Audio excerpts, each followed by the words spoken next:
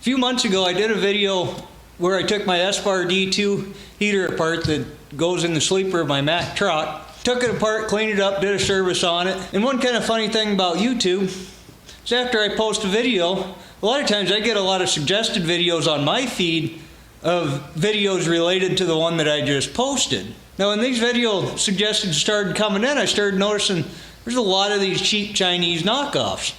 Back when I first installed my espar heater in my truck, man, I really like the thing. It's great. I really kind of had a couple other projects that I'd like to put one in, but they're kind of expensive, and because it's not necessarily necessary, you know, I never bought one. But now these cheap Chinese knockoffs are about the third of the price of a genuine espar heater. And in the pictures they look remarkably similar. So I went ahead and I paid some money and I bought one direct from China. And if it's any good, I'm actually going to buy another one for a second project. Anyway, I went ahead and pulled my espar heater out of my truck to do this comparison. We're going to do a side-by-side comparison between the Chinese version and the real deal. Kind of see what kind of differences there are, what's similar, and if they're similar quality or not. Hopefully the China one isn't a complete piece of junk, because I've sat around on it for long enough now I probably can't even return it. Just haven't had time to get to this in a while, so anyway, let's get to it. Here's my espar heater. It's an espar D2. Here's the Chinese knockoff. Before we even take this thing out of the box, the big thing that we notice is a distinct difference in size between the two.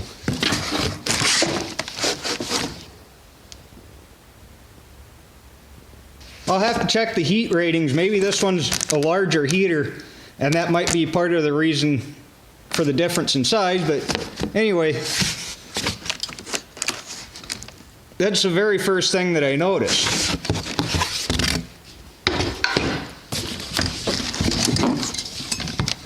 We just kind of look through the stuff that comes with the installation kit. It's all pretty similar to what you get with an espar.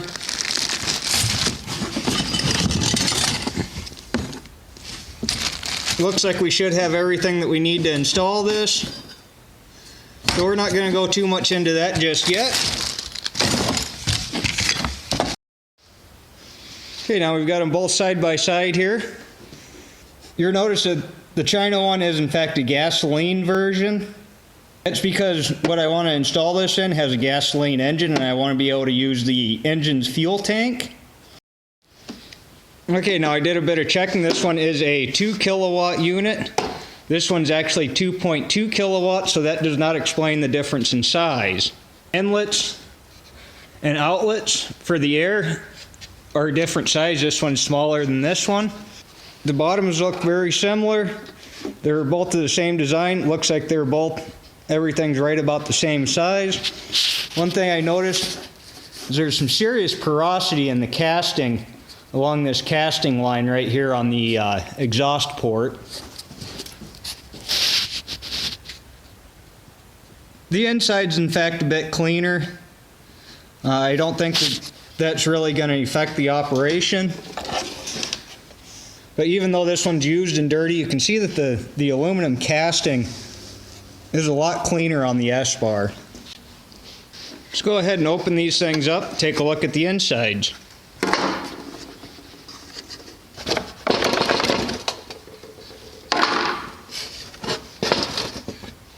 First big difference that I noticed is the computer control module for the unit on the espar is completely sealed, and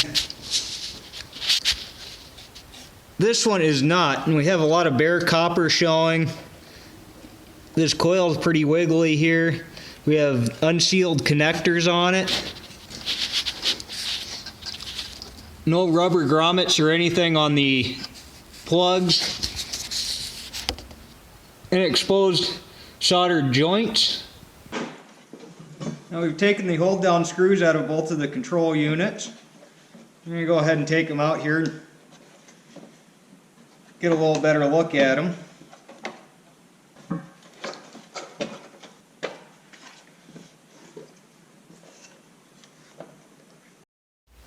Now a big difference that we noticed is everything's sealed on the one for the espar unit, including weather pack connectors. Nothing is sealed on the China unit. There's not even any conformal coating on the circuitry here. Everything's exposed. Now many people might not know this, but this style heater really started in the marine industry for sailboats and stuff like that.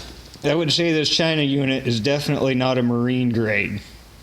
And in big trucks, you have a lot of the same issues that you do in the marine industry with vibration, moisture, and varying different conditions. You know, everything in a big truck gets the living snot beat out of it every day.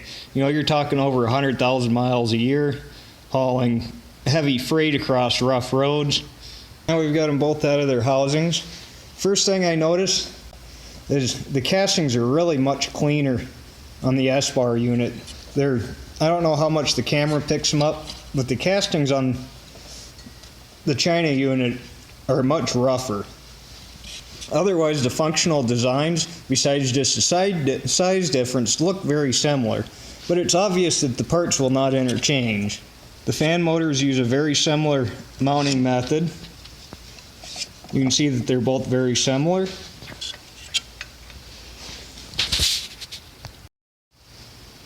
Glow pins are very similar. This is the one from the China unit.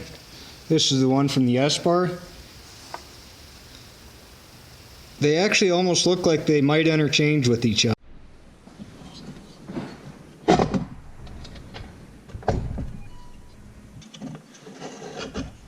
The fan design, other than size, is very similar.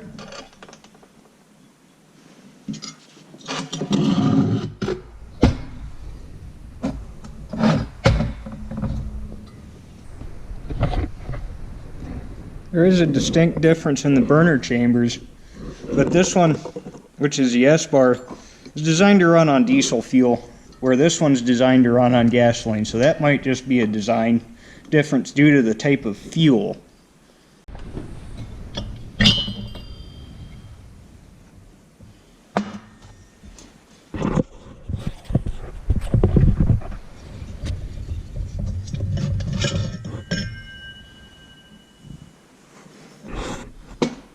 Design of the heat exchanger is basically the same, as well as the design of the burner chamber internally.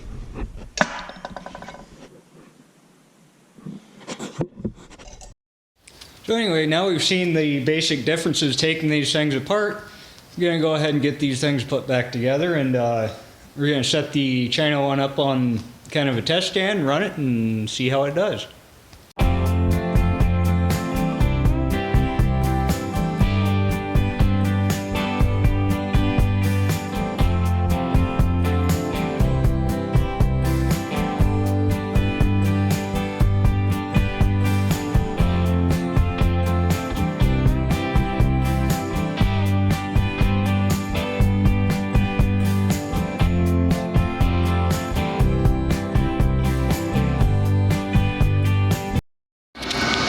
Okay, so it's working now. I've been screwing with this thing for about 3 hours now. See right on here. Focus. Come on.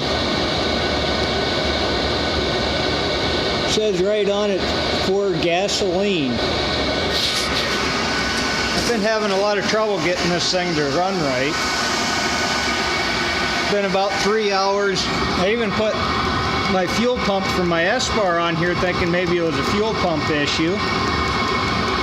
And the thing would not run right. It would start up and it would kind of spitter and sputter and everything, and then it would shut off after a few minutes. I'm now running it on diesel fuel and it seems to be running fine.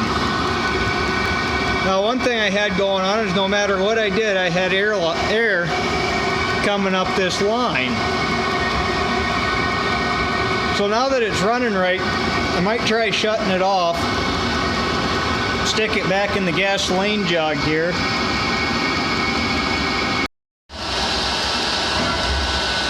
Now running on gasoline. Now I don't know if you can see this or not, there's just constantly air bubbles moving up this fuel line. And it doesn't have that problem when it's running on diesel.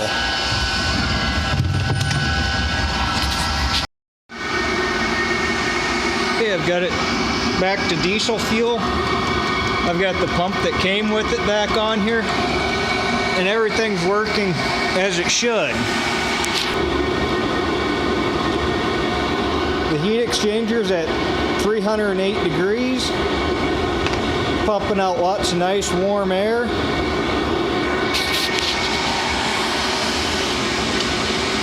Blow pin's out, it's operating as it should. Now, because I know people are going to mention this, I'm going to show you again.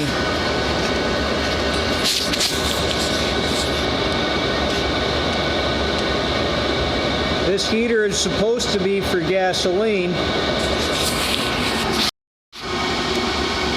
but yet on gasoline it'll start up, but it won't stay running and the flame surges. No matter what I did, I've screwed with this for the last 4 hours now, and it won't stay running on gasoline, even though I bought this as a gasoline heater. It says it's a gasoline heater on it, but yet it only runs on diesel fuel. Go figure, right? Maybe I'll do an installation video on this when I put it in the van. I was kind of planning on doing that tomorrow, but I'm not sure now. This thing's not going to run on gasoline. I'm going to have to figure out something for a tank to put diesel fuel in, and where I'm going to put that, where I can fill it. I don't really want that to be in the interior of the van, so I'll have to figure something out there, and we'll go from there. Anyway, thanks for watching. Be sure to like, comment, subscribe down below.